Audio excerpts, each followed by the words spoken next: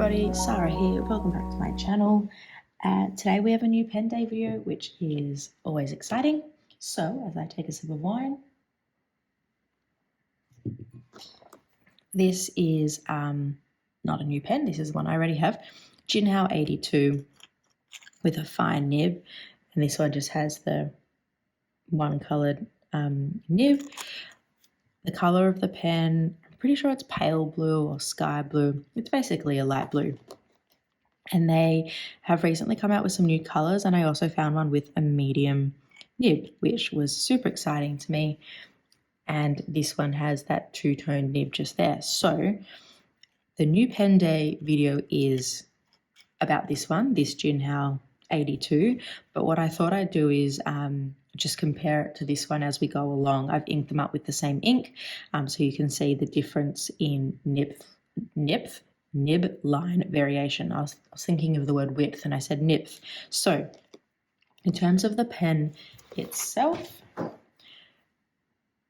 they look exactly the same. This one has the color is called Volcano Grey, and it has gold colored trims versus the silver, but everything else is the same. What I have seen some people do is actually like mix and match finials and caps and barrels and stuff to make kind of their own, which is kind of cool. I don't know if you can kind of see there. So obviously this is a completely opaque plastic. This is semi-translucent. I actually quite like it. It's like a warm grey. It's like a hint of maybe like mauve or purple in there, but definitely on the grey side. They've got lots of new colours, which is really cool. They feel exactly the same in terms of weight. Both came with a converter. Very small difference is, oh, I'm not even in the screen. That converter, the bottom of it, like that twisty bit, is black. Whereas this one is clear. I really don't think that makes a difference whatsoever. The converters have both worked. You know, I haven't had to tinker anything. So, looking at the pen itself, it's a screw cap. The pen is on the smaller side. I'll show you compared to some other pens in a second. If you've watched any of my videos, you know I've got small hands. I actually don't mind writing with it unposted, but you can. I actually don't find it too bad. Maybe for me a touch top heavy, but I think if you had kind of normal sized hands, that would work really well. It definitely doesn't feel like it's pulling me back or anything, but I actually don't mind even just writing like that. As you saw before, it's got just a cartridge converter in there, and this one has the two-tone nib, which is just a nice touch. Everything else about it, very easy. So comparing the Jinhao 82 just to some others, I'm not going to pull out too many pens. I've just got kind of some pretty common pens here. This is the Lamy Safari, and then a Kaweco Sport. And then looking at them, cat's making some noise there. So it is coming in on the smaller side. I mean, I'm not going to do the Kaweco unposted because this one you definitely do write with posted. So you can see unposted, the Jinhao is smaller. But for me, with my hand size, it couldn't be really any smaller than that. That probably is the limit. But again, it's quite comfortable posted as well. So what I have done is I've inked both of these up with Diamine Earl Grey, which is an ink I'm only just starting to get to know as well. And I thought I would write with both of them. This is just a Rhodia pad. It's cream paper, so that will affect the color, I guess, of the ink, but it's, you know, it's still nice paper to write on. I did just test it before writing it. Both of these have written straight out of the, I'd say the box, but really the plastic packaging. The Jinhao 80 I got didn't, so that's why I wanted to test this before doing the video, but both of these have. We'll start off with the medium because this is the new pen of the new pen day video. So this is the Jinhao 82 in Volcano Grey with a medium nib. It feels nice against the page, not crazy wet and doesn't really feel it, but I think you're getting, you know, a nice amount of ink there.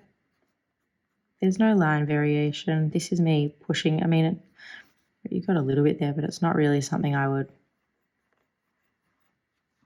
push. It's not really designed for that, but overall, it feels really nice against the page. I'll do some block writing now. Nope.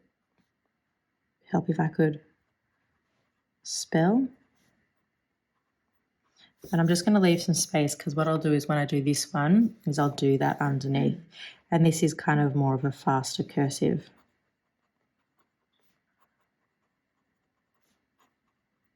And then why don't we just down here, A, B, 1. So it feels really, really nice against the page. No real feedback. It's not super wet. It just has, yeah, like kind of like a, I guess, a middle of the road, medium type of ink laying downness. Can you guys tell I'm filming this at night? No feedback whatsoever, no scratchiness. Oh, that I don't think that was a hard start. That was me not putting the pen to paper properly.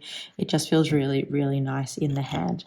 So comparing that to a fine nib, depending kind of on what you were after, this down here,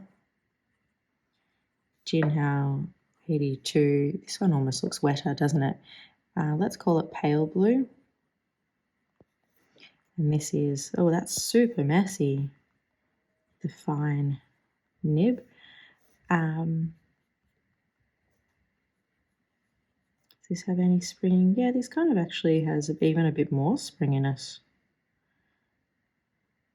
So interestingly, this fine nib actually feels wetter, but I do wonder, I know that, you know, you don't really have to like wear pens in, but I find actually with some of them you do.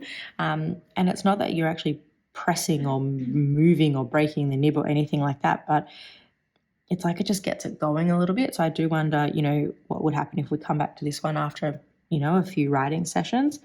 But let's just actually look at it compared to these writing samples here. I'm just making sure it's dry.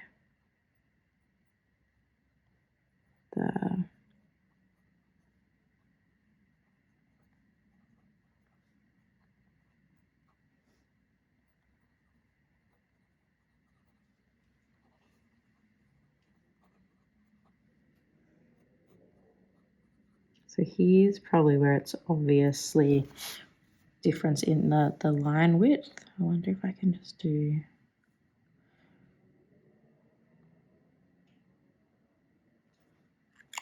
let's do it like that and see. So this is now the medium underneath, and then to the right.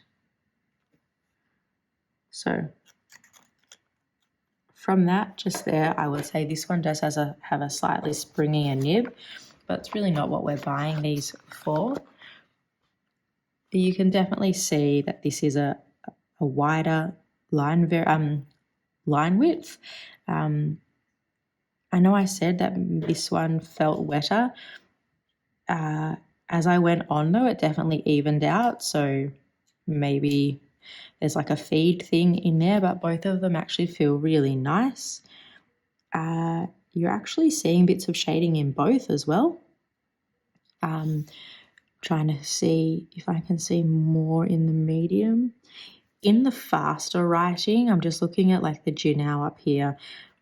I think in the faster writing, you are seeing a little bit more shading, or I guess variation in that medium nib compared to like super fast down here. You're not really seeing much, but then when I slow down, you are getting bits of it there.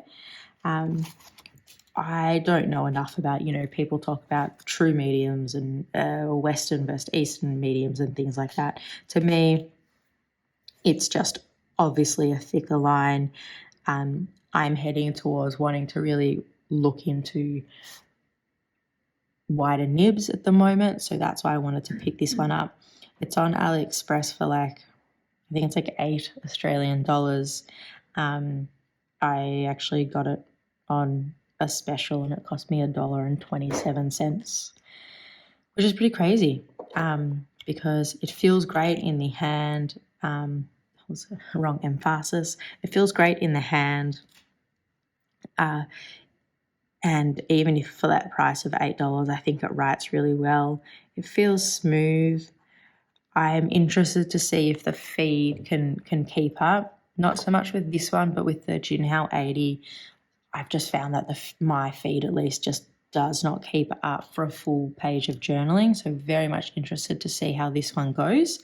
But yeah, that's it. We'll leave it as a shorter video for today. This is my new pen, and I actually just think it looks really nice. I think they've got a few of these like kind of semi-transparent new colors out, and I just think they're really lovely. So that is the Jinhao, let's move that, the Jinhao 82. This one has a medium nib, and just comparing it to the Jinhao 82 fine nib that I already have. I would love to know if you guys have these pens. Do you like them? Do you hate them? Yeah, what's been your experience? And I will chat to you guys all again soon. Bye.